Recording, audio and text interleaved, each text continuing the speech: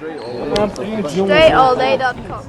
Dre Baldwin, WorkOnYourGameUniversity.com. Topic of this video is testing your self-imposed limits. And what got me thinking about this was I remember reading this book by this guy named Jesse Itzler. It's called Living with a SEAL. And in this book, he introduced this. He was running in these ultra marathons. This guy, Jesse Itzler, he liked to run like these 25 or 100-mile races. Any of you familiar with these? I've never seen one, but I heard them. So anyway, he was at one of these races cheering on one of his friends, and he saw this guy running, and this guy was like, well, he was possessed, and he was very impressive what he saw.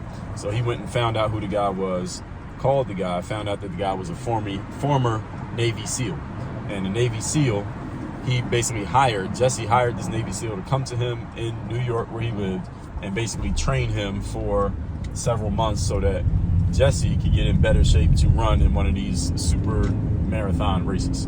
So I go read the book, and the book was an interesting book. It was a pretty good read. And I remember when I got to the end of the book, I was like, well, and the whole time throughout the book, he kept referring to this guy, this runner that he called to coach him. He kept referring to him as SEAL. He just kept calling him SEAL. I just went and got this Navy SEAL guy to come help me out, but he never identified who exactly the guy was. He just called him SEAL the whole book, S-E-A-L. He was a Navy SEAL. And when I got to the end of the book, I wanted to find out who the SEAL was. So I just went and Googled, figured out who was this SEAL from this book that Jesse Itzler wrote. Turned out that the guy was, many of you know him now, David Goggins, was the Navy SEAL. And that's how he first got introduced to the mainstream is what happened in that book. And once people saw that book, they said, well, who was the SEAL? And then David Goggins went and started getting interviewed and stuff like that. And then eventually he started putting out his own material, and the rest is history. Now, most of you these days know David Goggins more than you know Jesse Itzler.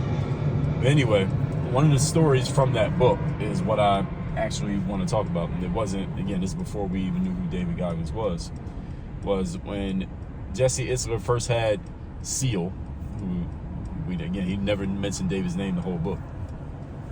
He first had SEAL come to his house. First thing SEAL did was say, all right, where's the gym in your building? Because he lived in this high rise in like Manhattan. And they went to the gym, and they go over to the pull-up bar, and SEAL, David Goggins, says to Jesse, all right, how many pull-ups can you do in one set? And Jesse said, I could probably do maybe 15 pull-ups. So SEAL was like, all right, do the pull-ups. And he did it. He did like 16, 17 pull-ups. And it was hard for him because he doesn't usually do pull-ups, but he did about 16, 17 pull-ups, and he's like tired. And the SEAL says to him, okay, now we're not going to leave the gym until you do 1,000. And I don't think he put this particular anecdote in the book, but I believe he said it in an interview. I remember him saying it in interviews. I remember hearing him say it. Jesse Itzler, that is. This is before Goggins was even doing interviews. This is like he was being interviewed about the book, and he told the story. And that got me thinking about what I want to talk about here. In that, because as they went on, as the story continued, Jesse would do the pull-ups, and maybe he might do 5, he might do 2, he might do 10, and they took a long time. They were there like all night. And eventually he did do 1,000 total pull-ups. The whole point was, and if you read this book, again, it's called Living with a SEAL.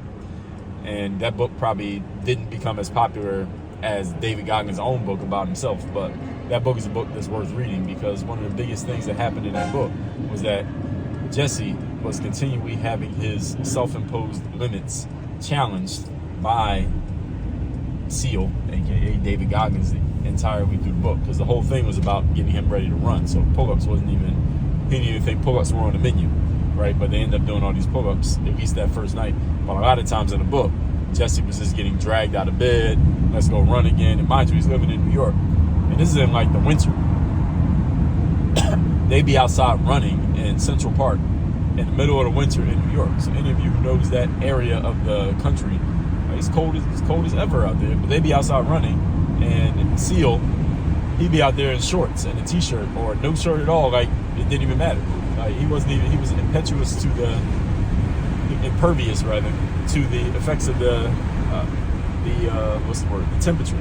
But anyway, the whole purpose of me sharing all of that is to help you all understand that a lot of times we have these self-imposed limits that we put on ourselves that we often do not challenge until someone else looks at them and says, well, we can do more than this, we can do different than this, we can do better than this.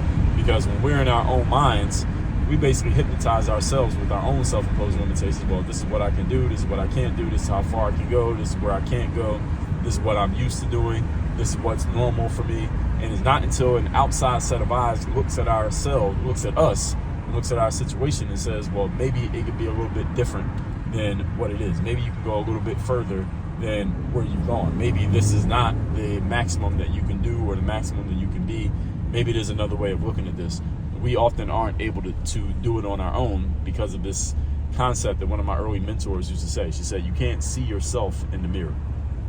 There are certain angles that literally you can't see on yourself because you can't see it in the mirror. You only see what your eyes can perceive, but there are certain things that other people can see in you that you may never even notice unless you get that other set of eyes to point it out to you, and then you say, oh damn, I never thought about it that way. I'm glad you pointed that out.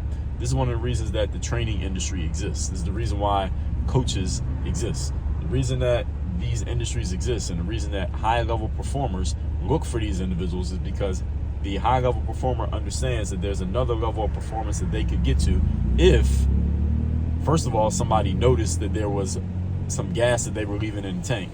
And secondly, if they are open to having someone tell them that and pushing them to actually do it. Because you need both. You need someone to notice that there's more that you can do. You also need someone who will tell you, hey, I need you to go do this. And you need to be open to actually doing it. So it's actually three things. Someone who can notice it, someone who will point it out and call you out on it, and your willingness to actually follow through. If you have all three, that's when you can get to your highest level of performance. So understand that the highest level performers out there are not these people who are just supermen and superwomen who are able to move themselves to certain action that is abnormal behavior that everybody else can't do. They eventually may be able to condition themselves to that level, but it starts with the three things that I just said. Someone else noticing, so they have to actually be open to a different set of eyes. That other set of eyes pointing it out to them, and then their willingness to agree with it and follow through on what they're told. You have all three of those, that's when you have the potential to get to your highest possible level. But you have to be willing to challenge your self-imposed limits. Your self-imposed limits are what you've done up to this point, how you're performing at this point and in this phase of your life, and then saying to yourself, well, there's more than this. This is not the best that I can do. This is not the furthest that I can go. This is not the highest level that I can achieve. There is more that I can get to, and I understand that for me to get to that highest level, I'm probably going to need some input outside of just myself. And most people are too arrogant to admit that to themselves. Most people are too arrogant to have that conversation with themselves. Therefore, they never do it. So they're stuck at the levels that they have set for themselves rather than a level that you could actually get to. There's always another level for a high-level performer. For a high-level performer, there is always another level, especially when the level that you're at is based on what you've prescribed for yourself. When you get other sets of eyes around you, you will realize that there's a lot more that you can do and a lot higher that you can go if you would just open yourself up to the possibility. But again, being open to the possibility means accepting some outside external voices other than just your own. And that means putting your ego to the side for long enough to let those other voices come in. Which is exactly what Jesse Itzler did, was why he hired SEAL, who was David Goggins, and why when David Goggins pushed him to do stuff that Jesse had never done on his own, all of a sudden he was in a lot better shape. He was doing a lot better. And he even explained how doing all these other things helped him raise his level even in business and the stuff he was doing in his office in business, not just the stuff that he was doing because he hired David Goggins, SEAL, for getting ready for a race. But a lot of the stuff that he was learning, the mental toughness and the resilience that he was building through working with him, made him better in business, made him better in his family, made him better in everything that he did, because he realized that he had set limits on himself that he had never even challenged. And it's the exact same thing with all the rest of you, but you have to be willing to push yourself to this level. It's the same for every human being on the planet, but most people never open themselves up, and this is the reason why most people never reach their full potential, even though they think they may be close to it. Most people are nowhere near close to it because they're not even trying, honestly, compared to their potential, if they allow themselves to be pushed. So with all that said, workonyourgameuniversity.com. You want to work with me directly, you want to be pushed, you want to be moved past the limits that you have been living up to at this point and get to a much higher level in what you're doing in your personal life and or your professional life, go to workonyourgameuniversity.com. That link's down below in the description to this video. Work on your game. Dre all day.